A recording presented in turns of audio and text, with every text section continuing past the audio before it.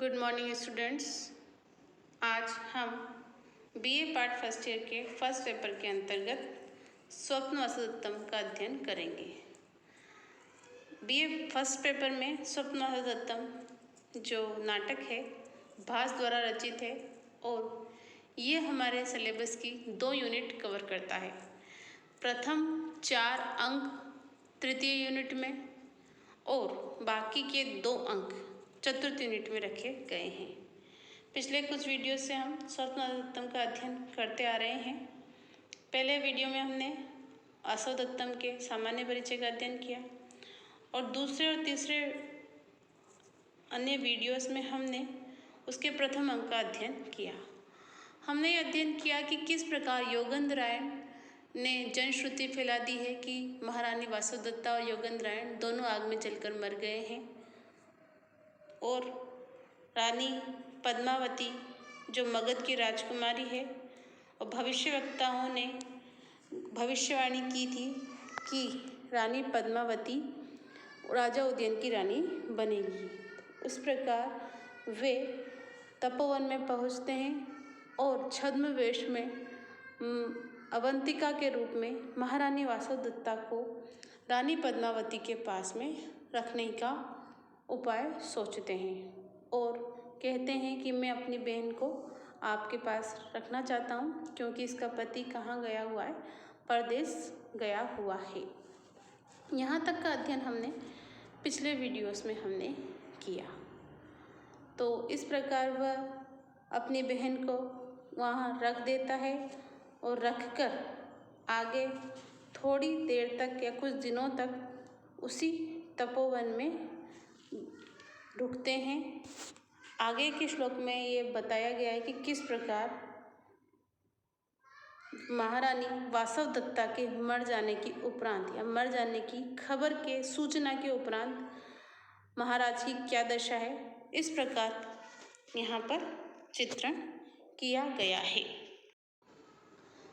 जब योगेंद्रायण ब्रह्मचारियों से पूछते हैं कि महाराज की क्या दशा है, महाराज उदयन कैसे हैं, तो वहाँ पर एक ब्रह्मचारी जो कि लावणक क्रम से आया है राजा उदयन की दशा को व्यक्त करते हैं।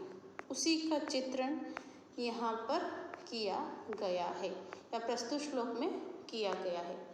अब हम आगे देखते हैं। देखिए प्रस्तुत श्लोक में बताया गया है, नैव इदानीं तादृशा चक्रवाका नैव अपि अन्य स्त्री विशेषे वियुक्ता धन्या सा स्त्री याम तथा वेत्ति भर्त्रा भर्तृस्नेहात् सा ही दग्धा अपि अदग्धा। तो यहाँ पर ब्रह्मचारी जब कहता है कि महाराज की दशा बहुत बुरी है, वह बार बार अपनी पत्नी को याद करके मूर्छित हो जाते हैं, तो इस प्रकार वो महाराज उदयन की दशा को व्यक्त करता है।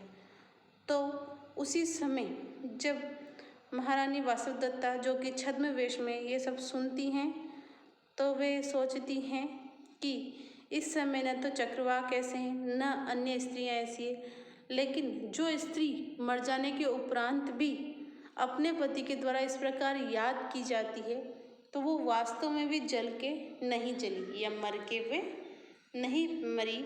इस भाव का अभिव्यक्त भास ने इस श्लोक में किया है।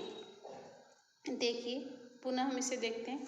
नैव इदानीं तादृशा चक्रवाका नैव अपि अन्या स्त्री विशेष वियुक्ता धन्या सा स्त्री याम तथा वेत्ति भर्तृस्नेहा सा ही दग्धा अपि अदग्धा।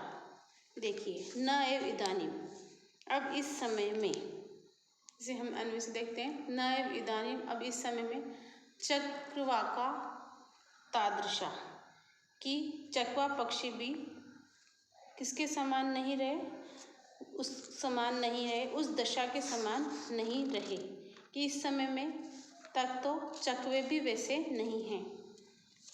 तादृशा उस वैसे चक्रवाका नहीं रहे। न एव इदानीं, इस समय में चकवे भी वैसे नहीं हैं और न एव अपि अन्य स्त्री विशेष वियुक्ता, और न प्रसिद्ध पतिव्रताओं के विषय में पति ही वैसे हैं कि न तो चकवे वैसे हैं और न ही प्रसिद्ध स्त्री विशेष वियुक्ता प्रसिद्ध पतिव्रता स्त्रियों से वियुक्त पति वैसे हैं, जैसे कि कौन है, हमारे राजा हैं।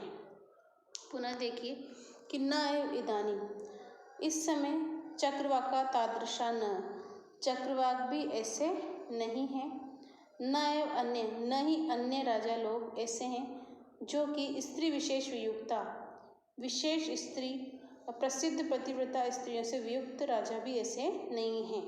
धन्या सा स्त्री, वह स्त्री धन्य है, याम तथा वेत्ती भर्ता, कि जिसका पति उसे ऐसा प्यार करते हैं, उसे वैसा जानते हैं कि वह स्त्री धन्य है, वह नारी धन्य है। याम तथा वेत्ती भर्ता, कि जिसका पति उसे ऐसा प्यार करने वाला है। भर्तृ स्नेहात, उस पति प्रेम के कारण। सा दग्धा अपि अदग्धा, कि उस पति प्रेम के कारण वह मरकर भी नहीं मरी, अर्थात पति स्नेह से वह अभी भी जीवित है। तो यहाँ पर ब्रह्मचारी के कथन के द्वारा ये बताया गया है कि वह स्त्री मर के भी नहीं मरी, जिससे उसका पति इतना प्रेम करते हैं। पुनः हम देखते हैं इसे, देखिए कि न एव इदानीं तादृशा चक्रवाका, कि इस समय चक्रवाक भी वैसे नहीं हैं और न ही प्रसिद्ध स्त्रियों से वियुक्त हुए ऐसे अन्य राजा लोग हैं। धन्य है वह स्त्री जिसका पति उसे इतना प्यार करते हैं। यद्यपि भर्तृ स्नेहात, वह मर गई है, लेकिन पति के स्नेह के कारण दग्धा अपि अदग्धा, कि पति के स्नेह के कारण वह जलकर भी नहीं जली, अर्थात वह मरकर भी नहीं मरी। इस प्रकार वह यह ब्रह्मचर्य व्यक्त करता है कि महाराजा अवंतीपुत्री, हाय वासवदत्ता, ये कहते कहते बार बार प्रलाप करते हैं। तो इस प्रकार यहाँ पर ब्रह्मचारी के वचनों के द्वारा राजा की मनोव्यथा का चित्रण यहाँ पे भास के द्वारा किया गया है। अगर हम इसे अलंकारिक या उस दृष्टि से देखें तो यहाँ पर दग्धा अपि अदग्धा, अर्थात विरोधाभास अलंकार का प्रयोग किया गया है।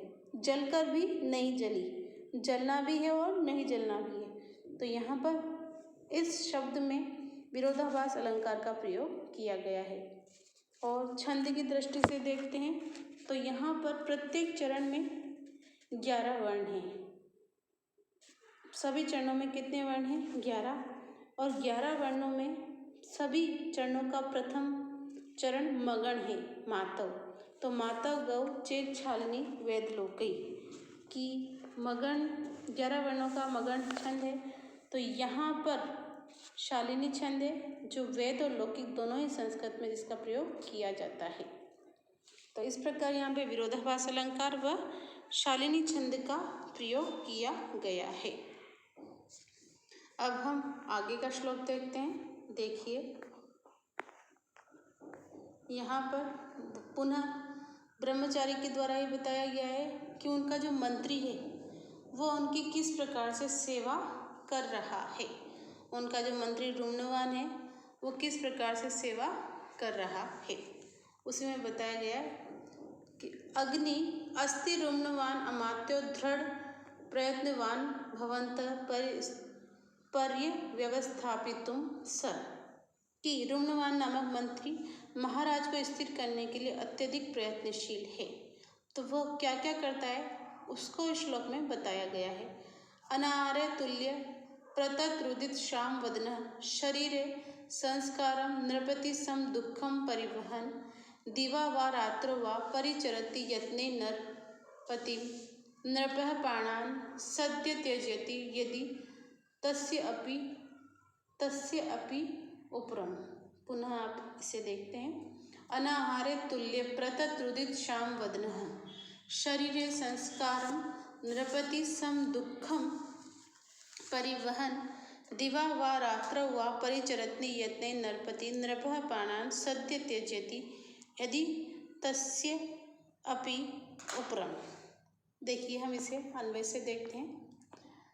ब्रह्मचारी कहता है कि राजा की ऐसी बुरी दशा है, लेकिन उनको संभालने के लिए या उनको प्रतिस्थापित करने के लिए रुम्नवान मंत्री रात दिन उनकी सेवा कर रहा है। स अनाहार्य तुल्य, कि वह रुम्नवान मंत्री अनाहार्य तुल्य, राजा के न खाने पर स्वयं भी भोजन नहीं करता है। स अनाहार्य तुल्य, वह राजा के भोजन करने पर स्वयं भी भोजन नहीं करता है। प्रतत रुदित शाम वदनः, कि प्रतत रुदित शाम वदनः, सदा रोते रहने पर उसका चेहरा भी राजा के समान क्या हो गया है, सूख सा गया है। स अनाहार्य तुल्य, कि वह भी राजा के समान भोजन नहीं करता है, राजा के न खाने पर वो भी भोजन नहीं करता है।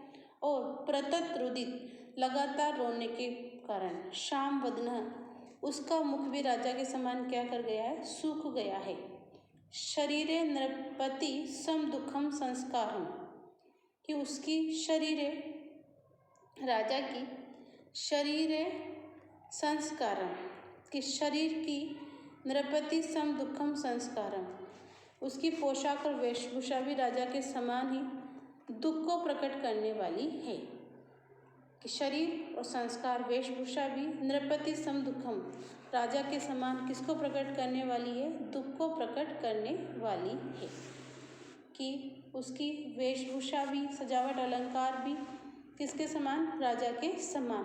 दुखम, किसको, दुख को परिवहन, धारण करता हुआ प्रकट कर रही है। दिवा वा रात्र वा, कि क्या दिन और क्या रात, यत्ने नरपतिम परिचरति, वह बड़े यत्न से राजा की सेवा शुश्रूषा कर रहा है। कि क्या दिन और क्या रात, वह यत्ने, बड़े प्रयत्न से, नरपतिम परिचरति, राजा की सेवा और शुश्रूषा कर रहा है। यदि नृप प्राणान सद्य त्यजति, यदि, यहाँ तक कि यदि राजा प्राण छोड़ दे, यदि नृप प्राणान सद्य त्यजति, कि राजा प्राणों को त्याग देता है, तो अस्य अपि उपरम भवेत्, उसका भी क्या हो जाए, मरण हो जाए। तो राजा भी किसके समान चेष्टा कर रहा है, मंत्री भी किसके समान चेष्टा कर रहा है, राजा के समान चेष्टा कर रहा है। एक बार हम इसे पुनः देखते हैं, देखिए। स अनाहार्य तुल्य, राजा के न खाने पर वह भी स्वयं भी भोजन नहीं करता है। प्रतत रुदित शाम वदनः, लगातार रोने के कारण रुम्नवान मंत्री का मुख भी सूखा पड़ गया है। शरीरे, शारीरिक में, और संस्कारों में, वेशभूषा में, नृपति समम, राजा के समान उसकी वेशभूषा भी किसको व्यक्त कर रही है, दुख को व्यक्त कर रही है। दिवा वा रात्र हुआ, कि दिन और रात्रि, क्या, यत्ने नरपतिम परिचरति, वह बड़े यत्न से राजा की सेवा शुश्रूषा कर रहा है। यदि नृप प्राणान सद्य त्यजति, कि यदि राजा आज ही प्राणों का त्याग कर दे, तो अस्य अपि उपरमम भवेत्, तो उसका भी क्या हो जाए, मरण हो जाए। तो ब्रह्मचारी बताता है कि किस प्रकार मंत्री राजा की सेवा कर रहा है, शुश्रूषा कर रहा है, कि जैसा राजा आचरण कर रहा है उसी प्रकार उसका मंत्री भी आचरण कर रहा है। तो यहाँ इस ब्रह्मचर्य कथन के द्वारा राजा उदयन के प्रति रुम्नवान की राजभक्ति का संदेश दिया गया है, बताया गया है। तो यहाँ सरल और सहज भाषा का प्रयोग होने के कारण प्रसाद गुण है और वैधव्य रीति का प्रयोग किया गया है। छंद की दृष्टि से देखें तो प्रत्येक चरण में 17 वर्ण हैं, अतः यह शिखिरणी छंद का विषय है। तो यहाँ पर कवि के द्वारा शिखिरणी छंद का प्रयोग किया गया है। इस प्रकार अन्य सभी व्याकरणात्मक टिप्पणियाँ सरल हैं। परिचरति लट लकार प्रथम पुरुष एक वचन, त्यजति त्यज धातु लट लकार प्रथम पुरुष एक वचन। इस प्रकार प्रायः सभी में सरलतम भाषा का, सरलतम संस्कृत का प्रयोग यहाँ पर किया गया है। अब आगे के श्लोकों का अध्ययन हम नेक्स्ट वीडियो में करेंगे। तब तक के लिए इत्यलम शुभास्ते पंथानम संतु।